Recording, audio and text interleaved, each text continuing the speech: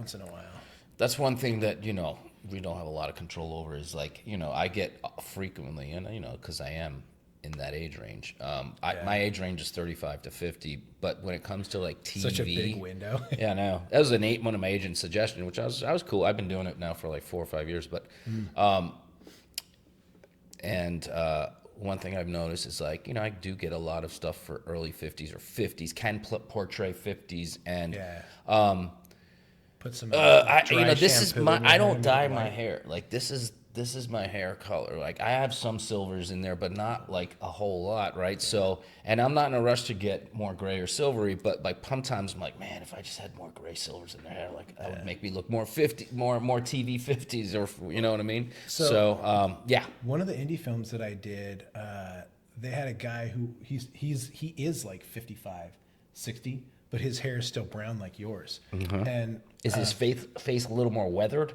Because it's also yeah, like, a little- your yeah, face could like be a little you more look weathered. young, but like he looks like he could be that age. And so all they did was they took dry shampoo and rubbed that in his hair, and To get it it makes gray. it white, and it looks like he's got and then he just goes and washes his hair. Yeah, I again have that that day. dry shampoo stuff. I use that sometimes. Yeah. Yeah, I do that. I've done that a couple times, and I just forgot to do it this last time. Come on, bro, you got to be prepared for this. I had the equipment, I just didn't use it. Well, that's kind of what we're going to talk about today. Are we? What are we talking about, man? Great question. I don't know. Today we want to talk a little bit about the self-tape world. Self-taping, yeah. Yeah, we talked a bit already in episode 3 about like prepping for auditions and things like that, knowing who your character is, kind of how to go through Yeah. that Maybe we can do process. more of the technical stuff today. Yeah, and I think today is a good one to kind of go over. All right, so you have an audition. How do you actually record that shit? Yeah. And like, what do you do there? Like, what are the expectations? Because I still see breakdowns from casting directors where it's like, please record horizontal. Please have a neutral background. Like they have to, and like, don't hold your phone. Set it up on a tripod. Yeah, man. So let's just kind of go through some of those things on like do's and don'ts. Sure. But also like what you can do to just make your, because the thing is, if you're just half-assing it, there's a lot of other people out there that are not half-assing it and are taking it serious. And how the hell are you ever going to compete with those people? Because they're going to put in the same amount of work, but their videos are going to look good, and they're going to be seen, and they're going to be heard by the casting director better than the person who just uses their phone with no mic. It's just a crazy, there's no lighting, just, yeah, it's just like next. Hallelujah. Yeah. Well said. No, it's true. I mean, Let's listen, dive in. the acting parts aside, let's talk about the technical aspects, right? Which are just as important to them. So every casting director, and there's lots of them, have their own parameters that they go by in terms of how to frame it. That's one of the most important things that you have to, I mean, when you get an audition, right? So you get it through Actors Access, your agent through Actors Access, you get a lot of instructions in there. A lot. Yeah. Before you even go to the sides, like you must, or whatever order you freaking do it in, you got to go over those directions because Yeah. they're just as important As as the everything sides. else. So what that means is how to frame it. Most of them, and they have different ways of saying it, but Yeah. most of them is top of head to like mid chest is the standard, but there are Yeah. variations on that, and like there are some casting directors who want a looser frame, some who might want a little bit tighter. They'll say, shoulders to top of head. So it's important that the actor understands what that means. Yeah, is it a tight, medium, or a little wider? But medium? and again, their verbiage will be like, it's in a medium shot, shoulders to head, and you're like, well, that's not medium, that's hot. Like, so you have to read that very carefully. And once you get familiar with the casting director, like if you're lucky enough to be called in or get auditions with the same casting directors over a period of time, you kind of like, all right, this is for example, Eric Arvold has her, specific specs. Matthew Seffick has his own. Feldstein Paris has their own. So like once you start reading for the same casting director, Megan Lewis, you are like, okay, I know what Megan wants, but until then, you have to make sure you read everything, because what you're going to get in there is their framing. It's going to be there may be some advice as to like what props using or don't use props. how to slate. what they want. Exactly. In your slate. What your slate needs to be. Is your slate going to be attached to the end of the audition, or is it a separate file? Yeah. The labeling instructions, all of that is Yeah. just as important as the read. Yeah. So and I tell my actors this, you might have seen me talk about this when you were in when I taught the class, was make sure that you read all of that stuff very carefully. Don't be lazy and just glaze over it and then send your thing in, and then you go back and look at it and be like, oh wow, I didn't label it correctly. Yeah. I didn't do my eye line correctly. The framing was off. Yeah. All those things, like you just said earlier, those are all. Think of it as like an Olympic sport, and you're getting graded on everything. Mm-hmm. So if your read was really good, but the technical aspects were off, that's going to affect whether or not you get the role. Yeah. It's just the world we live in. Yeah, and one thing that I think if you keep this in mind, it makes that a lot easier. If I'm a casting director and I've got 100 to 150 auditions that I need to watch for one role or for one show, say, yeah, right? I have like one. There's five characters that they're auditioning that week, and they're going to get 50 for each. Yeah, and I've got 250 fucking tapes. Yeah, and that's a lot. And if each one of those is a minute and a half to 2 minutes long, that's a fucking long day. And so one of the easiest ways to just start cutting people out, cutting the fat out, is can this person follow basic instructions? Right. And if you can't, I'm not even going to watch your fucking tape. You may have the greatest. You didn't label it right. You did your shit wrong. Like, okay, that person's not a serious actor. I'm just going to move on to the next one who is. You may think you're a serious actor, but you missed a very important step that they, that's the first thing they're going to look at is the labeling, right? Yep. And then say, so the labeling's correct, but then they start watching your tape and they can't hear you very well. Yeah. Or see you very well. Yeah. Or the framing's off. They're thinking, God bless America, why didn't this actor follow directions? If they can't follow it here, how are they going to follow it on set? Yeah. So all those things factor. Now, here's the thing. There's a couple of, I want to just do a little backstory on the self-taping thing. So when I moved here in 2012, when I got back into the business, and we talked about this, I'm not going to harp on it, but I've never done it. I never did my own self-tape. Yeah, every audition I ever went for, every audition was an in-person audition in New York and LA. So that's all I knew. So I had to then hire people I had to go to self-taping taping services at first until I was like, fuck this, man, this is costing me a lot of money. I can do this at home. I just got to get the rig to do it. So I eventually got my own rig, and meaning like a camera, some lights, and all that stuff. Mm-hmm.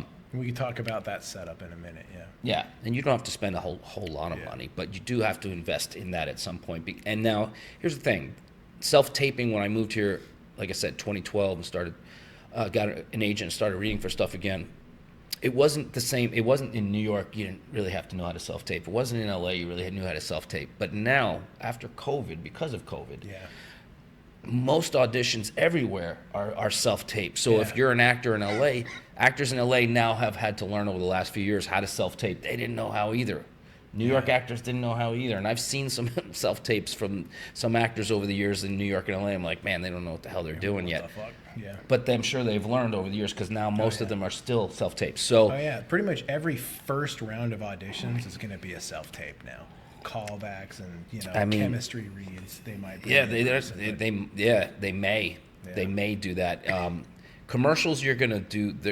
Commercials still do more, in-person auditioning here in Atlanta, but not every commercial. But that's where you're more likely to go to the casting director, is like a Stillwell casting, or is here in Atlanta for commercial stuff. But for TV and film, mostly it's self-tape. So it's an important thing to know how to do. And if you're like a new actor who's sort of just getting started in the business, or you're getting started in your training, I suggest that whatever you're working with, whether it's your phone or you have a little camera, that you just play around with it, that you just practice at home, setting up the maybe you download some sides and you practice those sides, just to practice your craft, but also practice putting yourself on tape. Now, here's another thing, readers. Most of them will say, and I'm not going to say it's 100% fair to the actor, because there are auditions that will come in for me that came in on Wednesday night and it's due Thursday at 12 p.m. I was like, okay, that's not a lot of time. What if I didn't have my buddies who live right around the corner, or Yeah. I have a few options of people that can read for me? I have to go to plan B, which is maybe I have someone on the phone or a Zoom call, whatever. They're I've not done in the that room before. with me. Yeah. And they will, a lot of them will say, we prefer you have a live reader. So hoping that you can have someone live in the room with you, even if it's like your mom, your dad, your daughter, your son, your buddy who's not an actor, just teach them a little something about it, train them a little bit on just, how to do the scene. But so they want you to have a reader. So if you have a reader, make sure your reader is not too loud. Not like loud enough to be heard, but not too loud that they're sort of racking focus from your work. Yeah. Especially because if you're shooting like on your phone, for example, and you don't have a shotgun mic that you plug into your phone, they're going to be closer to your phone than you. So whatever they say is going to be picked up much more on the audio than yours is. Right. And so to compensate for that, you just need to have them tone it down a little bit and not be quite as loud. Because at this volume, they're going to match your volume from in front of the camera. Or if you do get a shotgun mic where you can just plug it in, then they can talk however, because the sound is going to record focused directly on you. Right. And so from them being behind the microphone, I mean, they I don't can use this. project I don't onto use you. that, but I know you do. So I mean, just make sure, guys. Yeah. If you're, if you're unsure, just make sure that your reader can be heard, but is not too loud. And also, if you have to, like, if you've brought your friend over who's going to read for you, Yeah. before you go into the taping room or whatever, before you tape, like, read it with your friend and guide them and sort of show them where the beats in the road are for you, that like, hey, at this point, I'm going to take a moment, so don't say that line just yet. Like, guide them Yeah. so that you can play the scene out, Like a three-dimensionally, scene. full layered, with moments that you may want to play in there. In the beginning, you may want to improv a little button to get into the scene, or not a button, but a little intro into the scene, or you may want to button it up. Just make sure you explain that to your reader so that they are on the same page with you. Yeah. Another thing that you want to do technically is do 1 or 2 takes and then watch the work before you rattle off 5 takes in a row, because Yeah. it may be something simple as a technical thing where you're like, oh shit, my eye line's not that great in this, or Or the sound is garbage. or the We sound's need to fix garbage, that. or whatever, the framing's off. Like, before you go ahead and invest all that time and energy on doing 4 or 5, 6 takes, do 1 or 2, watch it, and then make whatever Adjustments. thanks, man. Sometimes words the last word eludes me. It might just be that this drink is so damn good. What is this again? A Sazerac? Sazerac, baby. 3-ouncer. So, 3-ouncer. it's an extra pour. It's so good. Yeah. So those are all of those things are just as important as the work you're sending in, Yeah. believe it or not. And so, times have changed from the days when we all went into went into audition. All our job was to be on time and to be prepared. Now we have to do all this other stuff too. So make sure you're doing it right. If you're gonna take this seriously, you have to take it all seriously. And that stuff, I don't know why I hesitated from saying shit, but that shit is just as important as the other shit. Yeah. Yeah, I mean, because none of us, like, some people are at a point where they just get asked, hey, will you play this character? And they're not listening to this podcast, But, Most likely. probably not. They're already where we If all you're being want to offered roles on the reg, be. Then yeah. then You yeah, don't need you to worry don't. about Then, that. but I mean, even I know guys like when I was on MacGyver, one of my co-stars who's a bigger name act recognized. But I said, I don't know how it came up. He's like, oh, did you read in L.A.? He's like, nah, they just asked me to do it. I was like, oh, cool. Like, And since then, I've had how would like that be? 3 jobs like that where I was read for a different role, and then they just asked me to read. They gave me another role, asked me, and I was like, that's a nice thing. Yeah, It's buddy. a great feeling when you're I just like, bet. hey, we're offering you this. Are you interested? And be like, yeah, I'm interested. Yeah. I didn't have to read for it. It's fucking great. You know who I am. Yeah. Having done this for so long, there's a part of me is like, man, I'd be so great if that's the way the world worked in this industry more often, because, but it doesn't. So you still have to prepare and you have to read for casting directors who even know your work, but the producers or the director of that particular episode or the network may not be as familiar with you, which is why you have to read. Yeah. They got to see it. So a couple other things that most people want to invest in is if you don't have like a solid colored wall, if you've got weird wallpaper or something, Yeah. you can use any type of plain background. You could use a white wall if you've got blue, black, whatever. Just make sure you don't disappear in it. I don't know if black, like, Gray they've is probably better than definitely, black. yeah. I mean, there used to be stricter parameters, but since the strike, one of the things they've loosened up on is like, you know, yeah, you just make sure we can see you and hear you, and you have a neutral wall. But I wouldn't recommend a black wall or necessarily a white wall that's going to wash you out. But you don't have to, like, if all you have is a white wall, That'll then work. use it. Yeah, it'll work. At some point, you'll want to get a backdrop. You know, you can get some of those like pop-up ones, so you can collapse it down. Yeah. You can get a green screen, a blue screen, gray. There's come in all kinds of colors. Or you can get like the cloth ones that they use for photography, like a backdrop. And you just have like the thing that you just hang it on, and then you can still collapse it down. And You don't make have sure to you get a paint couple of wall. studio lights. Yeah, you know? get some photography lights or a good ring light. Yeah, a good ring light Yeah. will do. It be doesn't have to cheaper. be perfect, right? But you have to be able to be seen and be heard, and be framed properly. Make sure your eye line is correct, so your eye line's not too far left or too far right. Another thing about eye line is, if in the audition your character's talking to more than one person, it's a pretty good idea to then have maybe multiple eye lines. Yeah. So maybe you can ask your reader to, hey, when you're reading for the other character, I'm using you for Joe, but when you read for Harry, just put your hand up like this side of camera, and that'll be my eye line. Or I'll just put something against the wall, or I'll put a mark there so that I know that's my other eye line. So it seems more natural than doing the whole scene to the same person. Yeah. Multiple eye lines. Yeah, I've had times where I did auditions where I was just like in my bedroom. I had my backdrop behind me, and I was like in a setting kind of like this. And I just had like, the character was talking to, I think, 4 or 5 different people. So I just got a Post-it note. It's a lot of eye lines. Yeah, I just had a Post-it note. I had my camera in the middle, and then I had like 2 Post-it notes on one side, like here, and then on the other side. So I'm not just looking to the camera-ish, and then over. I'm looking at got the camera in the middle, got one eye line, I got another eye line, another eye line, and another eye line. Or maybe Yeah, I one's mean, down if you on the want ground. 4, if Yeah. you're fastidious enough and confident enough to do 4 different eye lines, that's great. Just Or you could just use 2 marks for 2 people, Yeah. like so 2 people are here or 2 people are there, either or, right? But yeah, you should definitely.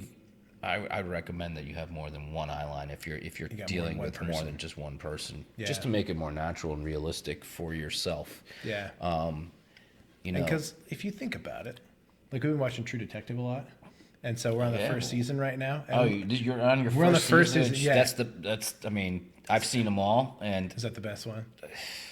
they're all good. But yeah, it's just that's sublime, man. Yeah. That fucking shit is sublime. Those 2 guys are amazing. Everyone in that cast is amazing, but that first season is special as hell. Yeah. So you think about it, like if anybody here has seen True Detective, there's a lot of that season that is shot with them being interrogated, and like Matthew McConaughey is the only person in the shot. Yeah. And so there's a lot of times where he was probably the only person in the room. Smoking a lot of cigarettes. Yeah. And when you're trying to quit smoking, you see that, you're like, God damn it. He makes it look so good. It's like the longest drags. Oh, Like, yeah, fuck, dude. I've been smoking 2 months now, man. I've been smoke free for 2 months, like the longest in my adult buddy. life. It's a good thing. But when I was watching that when I was sick earlier in the year, I was like, God, dude, It looks so good. I know I don't want a cigarette, but he's making me want one. Anyway, go ahead. Sorry.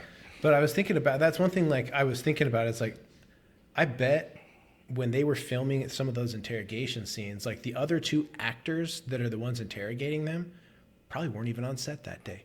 You're not in the shot. Sometimes they are on set, you know, but on Yeah. larger productions like that, sometimes you just have a reader, you know, that you're just acting Yeah, with. I mean, But- it depends on the act. I think that usually comes down to the actors because in a production like that, you never know. Yeah, there's a chance, but more than likely, I'd wanna be on set, even if I'm not in like those frame. guys were probably there for him, and he was there for them. just to bring out the best in each other, as opposed to just having a reader there. Yeah. But you know, it does happen sometimes that way. Sometimes you have issues with scheduling, you know, Sure. and so the person who's not in the scene is literally not even there. Yeah. But that's the thing is, if you think about that, When you're doing a self-tape, it's basically the same situation, right? The person watching it doesn't need to know that there's only one other person in the room. How you portray that and how you deal with that with your eye lines is what they need to see, because that's what you'd be doing in front of the camera anyways. Yeah. You can create It's all that. an illusion, right? Like it's creating an illusion is part of our business. You know, part of the work we do is bringing to reality, like, you know, through illusion. People don't need necessarily, like, when you get into this business, you start working. What it does is, like, it kind of like spoils the illusion of like how things are made. You're like, oh Yeah. shit, this is how this is done. And like, so when you're like, when I was a younger guy, watching movies after I started working as an actor, you're like, I'd be more hypersensitive or focused on like the technical things rather than just being in the movie. I'd be like, Yeah, oh just yeah, enjoying it. yeah, and it kind of ruined it for me a little. I don't that has gone away since, you know, Yeah. because, you know, I've been doing this a long time, but you realize there's so many other moving parts to a movie or TV show that the audience never sees, Yeah. which is why when you watch it and you want to see all the credits, you're like, there's, you know, a movie like Oppenheimer, there's like a million credits because there's a million people who helped bring that to Yeah. life besides the people you saw on screen. And they didn't even use CGI in that. You look at a Marvel movie, and that's why you got a 15-minute post credits, because you Is that right? They use no CGI in supposedly. Yeah, no, I just revisited it again. I saw it again for the second time. It is on Peacock, and I had Peacock, and I was like, oh, I'm gonna watch Oppenheimer again. And the first time I saw it, I loved it, but I was like, I think it went on a little long. Like, it could have ended a half hour ago. The second time, I was like, nah, this is a fucking masterpiece of a movie, and I'm glad I watched it again, and I have to watch it again. Like, it's one of those movies that, you know, eventually I'm going to want to watch it again because I didn't get everything the second time. Like any that's what makes Christopher a Nolan great movie. movie. Yeah, it's like there's more there. You know, there's more to dig into that I may have missed. I remember one of his first movies, Memento. Memento. Oh, Yeah. that movie is so good. And I remember, so back when I got that, I was like, I don't know if you remember, like, the BMG Music subscription or the Columbia House movies. I used to scam those. Oh yeah, dude. So, but like, I found, like, I wanted to order movies anyways, and so I could get, 5-10 movies at a time for $50 instead of paying $10 to $20 a piece through their thing. You just had to pay one for full price. And one of the movies that I got was like the special edition of Memento. Oh, cool. And I remember when I got the DVD, it was before Blu-rays, but when I got the DVD, it was packaged to look like a mental institution file. So, and you slide it out, and the thing that like melted my brain was there was a paper clip stuck in there. Really? Yeah, so like That's you awesome. pull everything out, and there's a physical paper clip holding Right. it together. So somebody had to go through every single one of And these put a paper clip in there. Yeah, and I was just like, man, the attention to detail just on the fucking packaging is just beautiful. So And yeah. that movie is amazing. So Yeah, I remember. Memento. I Check it out remember if you haven't being seen in. I was living in New York, and I went to the movies down in. It was off Houston Street. I forgot the name of the movie theater, but anyways, I remember seeing that for the first time, and be like, I've never seen anything like this before. Like, it's such a different, amazing movie. Like, who the fuck Yeah. directed this? Who's Christopher Nolan? That guy's Yeah. really good. You Yeah. know, like, just, I think and that that was was his like second 100 film. years. I felt like 100 years ago. oh yeah. It's probably like 30 years ago. I don't know. Was it that long? It was probably 25, 30 years ago. I mean, I was in my 20s when that came out, or early Yeah. 30s. It was sometime in the 90s, I believe. Yeah. Mid 90s. I didn't see it until Probably mid like 95, 96, something yeah, like that. I didn't see it until after at least the first Batman movie, somewhere in there. I mean, in the 90s, Yeah. I was born 87. So in the Right. 90s, I wasn't old So enough to watch it. You were a rated R film. young lad. Yeah. I was probably in my mid 20s when that came out. Whatever. That's crazy that he's been around that long. But I remember just thinking like, this is something different. I've never seen anything. It was like when I saw Pulp Fiction in the movies first time. I was like, I've never seen anything like that before in my life. Like, what? This is what is this? This is amazing. Holy fucking shit. This is amazing. Same thing with Memento. You just like, yeah. never seen anything like that. And It's Inception. weird that you brought that up because I was thinking about Memento this past week. So good. Yeah. Such a good movie. And then he goes on, he takes it from Memento to something like Inception. And I mean, I remember there were people who were so mind blown walking out of the theater on Inception they went right back up to the ticket booth and see bought it another again. ticket to go to the next showing. Like they go use a restroom, maybe buy a reload man. on popcorn, and go right Because to they're the like, next. I have to see that Yeah, again like, to what like did I wrap miss? my brain around what I just saw, because I just saw Yeah. something that needs like I don't quite get everything I just saw, but it was amazing. I have to see it again. That's one of the great things about Christopher Nolan's work, is that it forces you, the viewer, to be like, that was such an incredible ride. I got to go on that ride again. Yeah. What a great ride that was. I didn't get everything there was to see on that ride. I got to go again. Yeah. And you get just as much a thrill if the second or third time, because it's just that layered, man. Yeah, the rewatchability is just as entertaining. I remember doing that with Game of Thrones. Like the first time through Game of Thrones, you don't remember shit from season 1 or 2. A lot by of the time dicks you and get to pussies. But there's a lot of foreshadowing, even in like the first episode, for Oh. things that happen 4 or 5 episodes Yeah. or seasons later. And so like you go back and rewatch a show. Did you like see that. the whole thing? Yeah. Yeah, I did too. I just put Maria through it. We just finished Through it. watch. It's a Yeah, good we way to just put it. finished watching it.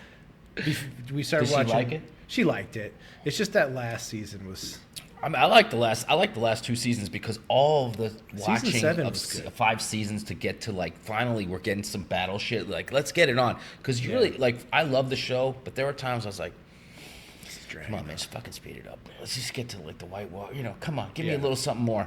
You Yeah. know, but then they make you wait. Oh yeah.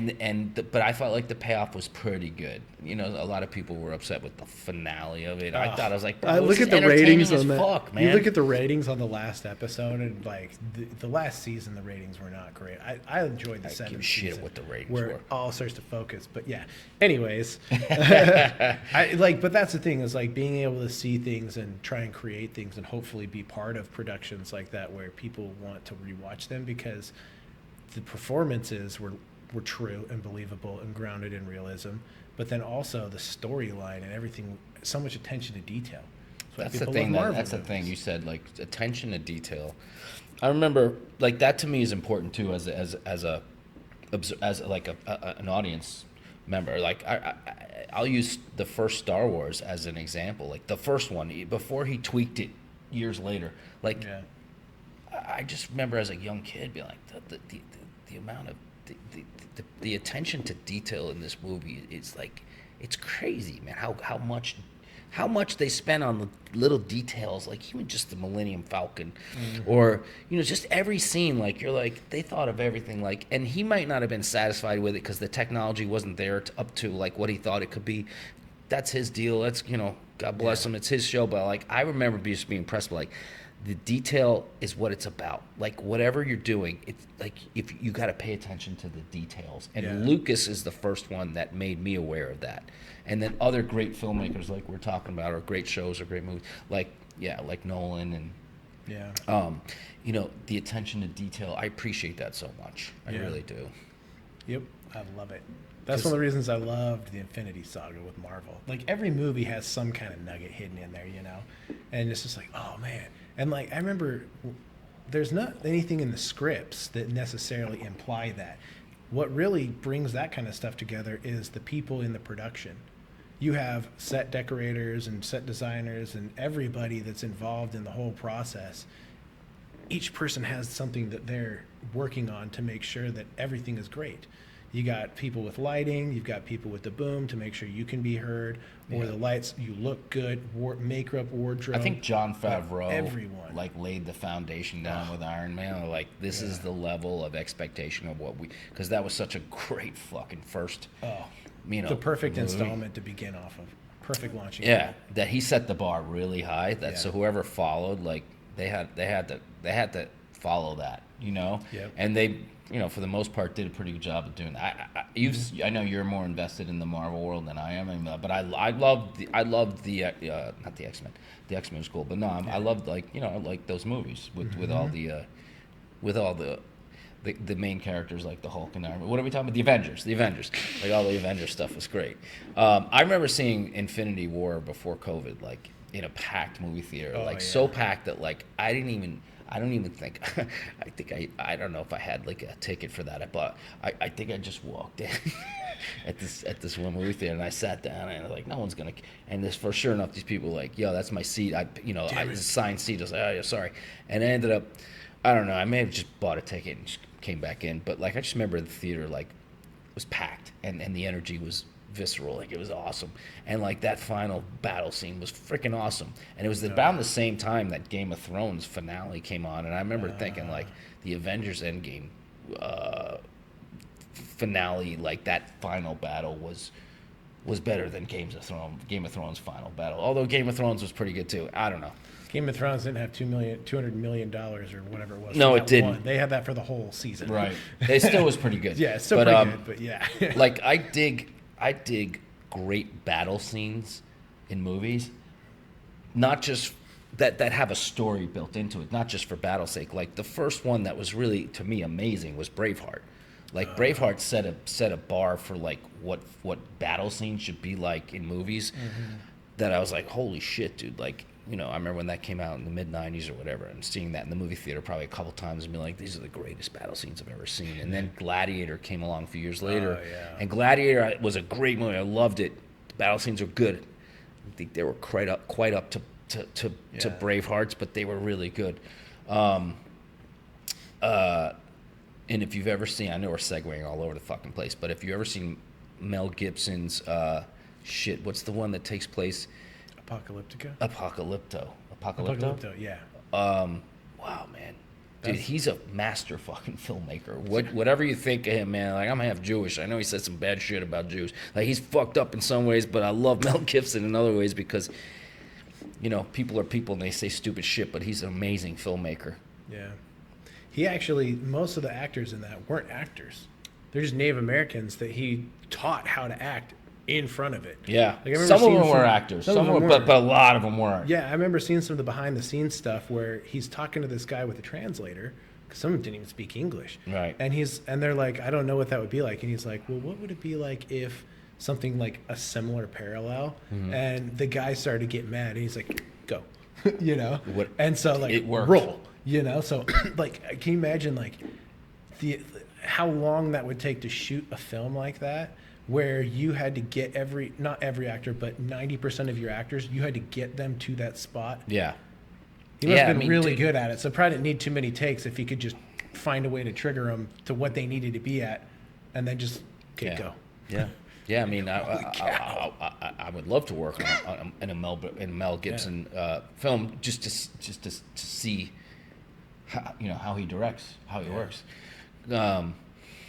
You know, I was talking to, it kind of reminds me of a conversation I was just having like this yesterday with one of my best friends I grew up with since I've known since kindergarten. We're talking about a bunch of shit, but one of the things we're talking about is like a lot of the people that I admire or heroes that I have like turn out to be sort of bad people or got a bad rap or did bad things. And it's like, shit, a lot of my heroes are not the greatest people. I'm not saying Mel Gibson was a hero of mine, but I fucking, you know, I grew up with Lethal Weapon and, you know, that guy's fucking cool as shit. And he's a great actor, and he's, you know, and then, you know, he turns out, you say as time goes on, people do things, you hear things they say, you're like, wow, that kind of sucks. Kind of a bummer. But I don't even know where I was going with that. The art lives on, and I don't know. I think depending on the person, like you have to like separate that from the actual person, and still can appreciate great art. Yeah. Unless it's Cosby. That guy's just a fucking horrible human, deplorable fucking human being. I love that guy when I was growing up. Fucking Fat Albert, the Cosby Show. Like, he's the nicest guy in the world. Fucking Jello Pops turns out to be the worst human being that ever fucking lived, dude. Like, just a horrible, horrible human being. Yeah, he had some hilarious, great comedy. But they had stand up, like everything, dude. Like you know, everything was on he's point. the clean cut guy too. Like he'd make you laugh through your pants without ever saying a curse word. Like genius, but just all of it was just to do what he did. It seems like what a fucking. Anywho, yeah, I think the drink's getting to me. Part of it though, also, I think there are a lot of people that like. I mean, everybody does stupid shit. Right? Yeah. We all do stupid We all have shit. moments we're not proud of, but there's levels, right? Yeah, there's definitely levels. I mean, like, a lot of people talk about Downey Jr. as, like, a great comeback story type. Yeah, I thing, mean, you know? he Like, had some rough times, was man. in But and out of he wasn't prison, he wasn't drugs. hurt. He wasn't necessarily hurting other people. He was more or less hurting himself. Yeah. You know, for the most but part. he was technically committing crimes. Yeah. You know, and so I mean that's the thing though, is like look what he's done now. If he hadn't been given a second chance, like in order Right. to even be an Iron Man, they had to have like an extra insurance policy that nobody would want to insure. Right. Because He was a major risky, liability. risky. And look at where backing he is him now. was risky. Yeah. Everybody loves Downey. Yeah. You know, you're hard pressed to find people that hate him now.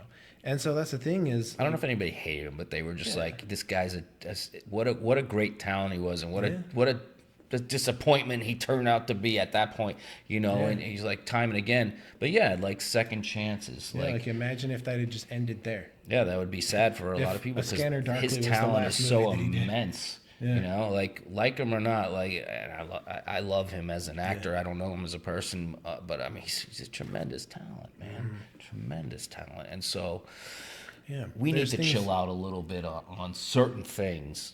Yeah. And distinguish between what's really bad and what's, you know, this person fucked up, but they don't deserve to have their whole life or career taken away as a result. Yeah. But we're still figuring it out as a society. Yeah. And you know, we'll look back on this time, this general period, you know, 50 years from now, but like, those were interesting times, you know. Human beings had a lot to deal with at that point, and the way they reacted to some of the shit wasn't the greatest way to react to stuff. But I know we're getting is this the BS portion? This is definitely the But BS is it BS but it's good BS, right? Yeah. It's good BS, people. Yeah. Trying to think of Caller, you say what? Just kidding. I had to channel a little Oprah there. Like, if you guys want to call in, there's no number. There's you can no call. number. We don't have a number. Just text if you us know on my number, you Instagram. can text me. Yeah. I text Aaron. Yeah. Shoot us a message on Instagram or. But we'd love some TikTok or feedback from whatever. you guys. Like, we're thinking about getting some guests to come on. We're figuring that out, so it's not just us every time. Because I mean, as awesome as we both are, it would be cool to interview some people within our business who have some things they can offer up, right? Yeah, we're thinking about like one person we'd like to bring on or have on the show is somebody who does headshots. You know, so you can talk about like the importance of a headshot, like when you go get them done, like what types of things you should be trying to capture. And then he works with a lot of other productions, so we'll see if We have a if certain he's got- person in mind. Yes, we do have a certain Josh person. Stringer. Yeah, Josh Stringer. But like that's the thing is like we could bring somebody like him on, hopefully, and see if he's interested. We shall. He could talk about doing headshots, that type of stuff, but also just working for huge productions out here because he's been doing it for a while. Yeah. Just real quick on headshots, since we're talking about it. Yeah. Like, people have to understand, like, if this is something that you're going to pursue as a career, you have to treat it as a business as well. And there's certain investments that you're going to have to make, and one of them is investing in headshots. Quality headshots. And finding, you know, a good photographer, a headshot photographer. If you're in a town that necessarily doesn't, like, is not an acting town, like say you live in Michigan, and maybe there's not a lot of productions in Michigan or wherever, then you might think about traveling somewhere for a weekend to take headshots with a professional headshot photographer, because it's the first impression you make in this business is your picture and resumes, your headshot, right? So you want to get it done professionally. You have to invest, and it's not a lot of money considering, like, if you were to go into buy a franchise, right? Like, or buy into a Mike's, what is it, Jersey Mike's, or like a Subway, like that's a significant investment. This is not as significant, not nearly, but you need to do it right. Yeah, you might spend a couple $100s on headshots, but I'll be honest, like I've had headshots taken 3 different times prior to my last round, and I thought 4, something like that, a bunch of times. Like almost every year, roughly, I'd get new headshots. Big Christmas. Yeah, and I thought I had good headshots. Like I thought I had good shots. But until you got the last. And then I round. went to see Josh and Josh Stringer, who's he's a great guy's very good at what he does. Amazing, and like his whole setup, like he's very professional. Like he has an assistant that does all his scheduling and everything, so you're not trying to deal with him while he's working and stuff. He's got someone that'll set your schedule, like so you've got an appointment and everything, and then he's got like a big 60 or 70 inch TV that his camera is directly hooked up to, so you can see the photos that he's taking as they load in real real time? time. That's cool. Whereas normally people are like, they'll show you the back of their cameras, this little fucking 3-inch screen. Yeah. Like, yeah, these look pretty good. You're Right. like, okay. But like, you're looking at it on a huge TV and you can see like he could zoom in and you can literally see the pores, between your eyebrows. Like it's that, I mean, they're massive files. And so every picture that he takes, he'll take a break with you from like, okay, so like here's some good ones, and So then do he'll you get walk to you through and kind of coach you. Are on you that. do you have eye shot, like an eye view of the screen I can while see while he's about to take a shot? Yeah, I could see. You can see the screen while he's snapping them. So you could sort of like get your face on by looking at that and kind of see what the expression looks like before the shot. While because he just okay, turn, he'll give you some direction on stuff. Sure. And I'm like kind of also eyeballing like in between. I'm like, oh, I'm going to try this, because I can see what the last one looked like. And so it's like, oh, actually that looked really good. Huh. And so it made a huge difference. And seriously, just him testing the lighting, his first like 5 to 8 pictures, I saw them pop out. I was like, we're done. Like those are better than anything that I've ever had taken before. I don't even need correction or anything. Like those are way fucking better. And he was just testing the lighting. We don't know if Josh is going to come on our podcast, but we'll talk about him anyway because he's really great. Yeah. I had the pleasure of meeting him when I was on MacGyver because he was friends with some of the people that were on MacGyver, and really nice guy, and his work is really good. And I too, I haven't done it yet, but I'm going to take some new headshots with him, cultivating my latest look here. So we're figuring things out, but when I'm ready, then I'm going to pull the trigger and get some new headshots with him because the headshots I've had have been working great, and but it's time for new ones. And what that means for you guys out there is like, well, how do you know when to get new headshots? Let's just cover that real quick. Yeah. Basically, couple things. If you don't necessarily look like your headshot that you're using anymore, like for a man, if you were clean shaven and that's your headshot, but you grew a beard, and that's what your look is now, time for a new headshot. If it's been a couple of years, even if the headshots you're using have been working for you, it's been a couple, 2 years, 2.5, 3 years, get new headshots so the casting can see a fresh look. Because they might have different ideas for you of what you can read for. Your agent, if you have an agent, these present me in a different light now, so I make it more comedic auditions because I have a headshot that shows me off in a comedic way that I didn't prefer before, or whatever. So another thing on top of that is if you're a casting director and you're getting the same headshot from an actor for 2 years, how serious are you going to take that actor? Bored. Yeah, they're like, okay, so this person's not that serious. Like they never update their headshot. Yeah. Like, I mean, even if why it's a aren't good they updating their headshot, headshot? you gotta update it at some point. So ask yourself, do I still look like my headshot? Yes, good. I can still use it. Has it been over maybe 2 years I've been using the same ones? Okay, maybe it's time for some new ones. Yeah, if you're a female, if you're a woman, same questions, but also just did I change my hairstyle? Did I cut it? Is it grown out? If you don't look like your headshot anymore, did you get a tan? It's just like anything, like any different look. If you're going with something different than what your headshot looks like, then you should update your headshots. Mm-hmm. You also don't have to go crazy and update them every 6 months because that's a little over the top. Unless you've completely changed your look in 6 months. Some people I know, some students I've had, they go a little nuts with it. I'm like, listen, you don't have to go crazy. Like, you look pretty much the same you did 6 months ago. You don't really need new headshots unless you can try getting different looks out of them, though, is one thing. Well, unless the headshots you have aren't getting you a lot of auditions. In that case, then one of the things you might want to look at, if you're on Actors Access, you don't have an agent, say, but you're on Actors Access and you submit for a lot of things, but you're not really getting auditions. Then you might want to look at your headshots and be like, okay, maybe these aren't the best. Yeah. Maybe I can get better headshots that will present me in a better light. That casting will be like, oh, that's a good headshot. I'm gonna ask this person to read. Yeah, let's see if they can read. Yeah. I remember, so I got on Actors Access out here in Atlanta. I think it was like October, somewhere in there, and I got my headshots updated. I think it was the end of January or something. And since updating my headshots, I've done probably 2 to 3 times more auditions than I did in that first 4 months. You mean since you got the new ones with Stringer? Like new headshots, yeah. Like that's the impact of headshots. Yeah, those are head and shoulders better than the ones you had before. So much better. But also, like, I just got so many different like options to choose from. So on Actors Access, I have like 10 different like expressions. So it's like, okay, this is a character that's kind of goofy. I can use this one. Character This one's, shots, sort of. yeah, or like this one, I look more like the dad or the school teacher. This is more of a sitcom, and this is more of a serious. Yeah, this one's more like that enforcer role where I look like I could kill people. Like that headshot is going to go for that. I'm not going to be. I don't want to use that for all of my serious. You have like, a lot of options. Yeah, there's options, and so you get that, and so as opposed to just having like a smile and a serious face, like you're going to submit one or the other. Now you've got like a breadth of ones to choose from, so you don't need to update your headshots as regularly because you've got 10 to choose from,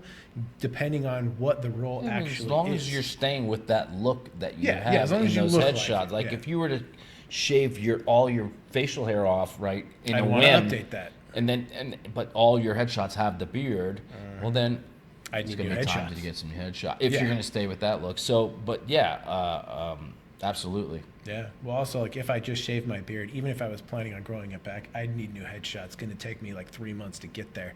So I'd need new headshots to show what I look like at that time and just have ones with the beard that say this is an additional option. Yeah.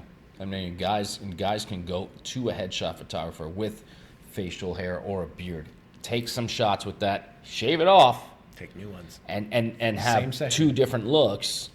And then if they want to grow back the beard, grow it back. But I'm saying, like, women, obviously, it's different. But women do different hairstyles. I can't speak to what women do, what their options are as much as I can for us. But, like, that's one thing you can do as a guy is, like, hey, Josh, say, for example, we're using him. Josh, I want to come in with facial hair. Is it cool if I shave halfway in and we do some clean cut? He's like, yeah. He's like, absolutely, we do that. Your time. Now I have both looks. Yep. In one sitting, and then I can always grow this back. It doesn't take that long. Yeah. That's my mic is definitely drooping on me, dude. It's being droopy. A little flaccid there. I mean, I thought I was stimulating it. I go, nah, come on, Mike. There we go. Stay there, buddy. What else, man? Yeah.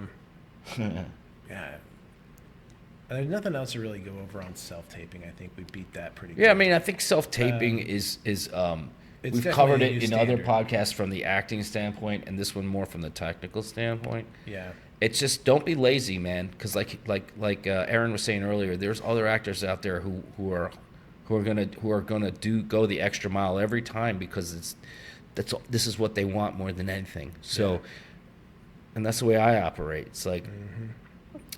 Get off book, man, if you can. Like, even if they're saying you don't have to be off book. Yeah, you can have your sides, and that's cool. You can have your sides now according to SAG. Be off book if you can. Like, still get off book if you can, because you're gonna be more free. You're gonna be more spontaneous, more in the moment, less I don't know, precise, or less trying to control it as So that's the biggest thing. It comes back to, like, you might be good, but how could you possibly hope to compete if you are holding your script in your hand, you don't have everything set up against all the people who have it memorized? They've got a good setup, so they're very clearly seen, they're very clearly heard, they follow all of the instructions. There's no chance.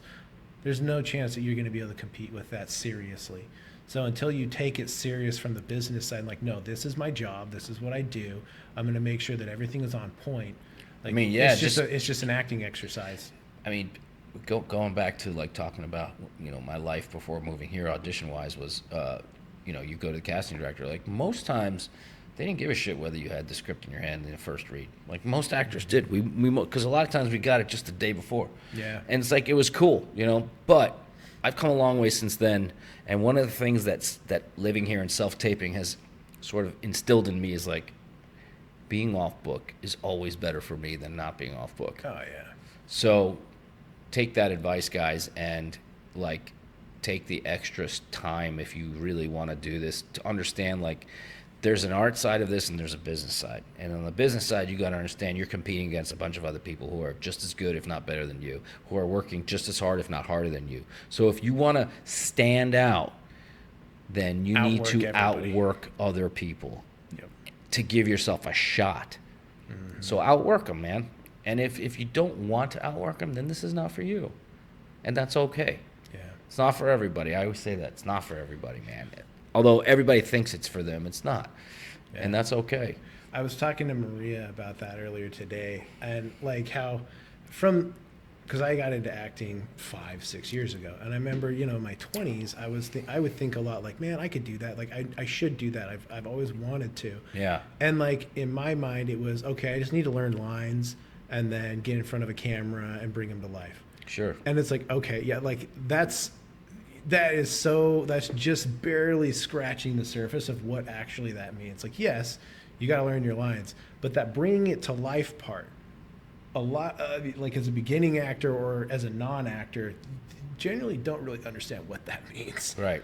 Like, Until you actually start doing it. until you start and you're like, oh, whoa, like I like have to legitimately feel things. I have to like learn my lines good enough so that I don't have to think about them and I can interact with the other person instead of just waiting for them to finish their line so I can do mine. That looks robotic. Like, not anybody can do it. Like, technically, yeah, anybody could do it. But you've seen movies that sucked and the acting was terrible. So, like, if you want a believable experience or something like what you see, like Brad Pitt do a lot of things, he's great. You believe pretty much everything that he does. And it's like, how does he do that? Well, he puts on a lot of work and he feels things. He creates believable, realistic experiences in the scene. And then he reacts to the other person in the scene. And getting to that level is a lot more difficult. It takes a lot of time. It's not like you're going to learn that in a year. Meisner would say 10,000 hours. 10,000 hours. Meisner would say it takes 20 years to become an actor. Yeah. I mean, it's like if you really take this seriously and you really study your craft and you really have an appreciation for it, you realize that it's like any other art form that, whether it's a martial art or whether it's a performance art, like you respect the process of it. And yes, you want to be great at it, but you also realize at some point it's like, I don't have to, like, I may not be great at this now, but I really love being where I'm at with it and love the fact that I know if I stay with it for another 10, 15 years, that someday I will be great at this. And there's only so many people on the planet that are great at that. So, like, be cool with where you're at with it. And if you really love it, then no one has to burn a fire under your ass to continue to get better at it. And yeah, it sounds cliche, but it totally is a journey and a process that, like, you should enjoy where you're at with it, not want to, with anything in life. Like, if you're in a rush to be somewhere, you're missing the point of it in a way. It took me a long time to, like, look at myself and be like, you're pretty good at this now. When I was younger, I'd be like, yeah, you're talented and you're good, but you don't always know what the fuck you're doing, or you don't always have a good handle on it. And not to say I do now. I do for the most part now. But what I'm saying is, like, I appreciate the hard times I went through as an actor to get to where I am. In terms of my skill level, in terms of my ability, I look forward to being able to, like, really show what I am as an actor with some opportunities that I maybe haven't really gotten yet or haven't achieved yet. And that's one of the things that keeps me going and keeps me turned on to this, is like, it's never ending. The process is never ending. The learning of it, that I learn something all the time, every day from this that I can apply towards my craft. I've started to kind of look at it the last few weeks, just being out here, like being able to audition a lot more and finally be in an area where there's actually opportunity. Like Salt Lake, you get a couple, there's Yellowstone while it was running, and you get a couple auditions for that, maybe a couple breakdowns, and there's maybe one character that has 2 lines, that you could read for. But like, there's actually opportunity out here for some meaty roles. And so, like, the auditions that I'm doing, like, I get actually, it's not just, is this the laptop? Right. That shit, like, anyone can do that. We just need a face. You're basically a prop with a line. Who so you fits get that credit. role the best? Or Yeah. Who's available that day? Who's the prettiest? Who's got the biggest Instagram following? Like, it doesn't matter, like, your actual quality. But like, being able to do things where it's made me just kind of think, like, this is something that I can obsess over and enjoy. as opposed to just trying to look at acting as like a lottery ticket where you book a role that will change your life. Right. Right? Because if you're just looking at it as a lottery ticket, you're never going to hit. Yeah. You're never going to hit because you're not going to put in the work that makes you able to hit. And so if you're putting in the work and obsessing over it, then that will just naturally show through. So maybe it does become a lottery ticket at some point. Maybe it doesn't. But even if it doesn't, you're still happy along the way because it's something that you passionately love and you can obsess over and be like, okay, what can I do to get better? This is interesting. So what can I you're study? falling more in love with the craft. Yeah, with the process, like the And process of seeing learning, what getting it can what it can show you as a human being, and what it can afford you as an actor. Like seeing that, wow, it's not just a book and 2 lines on day player. on Yellowstone, which would be great, right? Yeah. Nothing wrong with that. Yeah. But really getting an experience out of it, more of a depth out of it. Yeah, like actually, like, okay, who is this character? What is in the scene? And like actually being able to do legit script analysis, like that type of stuff has made me so much more interested in pursuing the craft itself, which makes me want to get better and like makes me starting to be obsessive about it. That's great, man. And That's so- great. You caught the bug, man. You caught the bug. Yeah, You know, finally.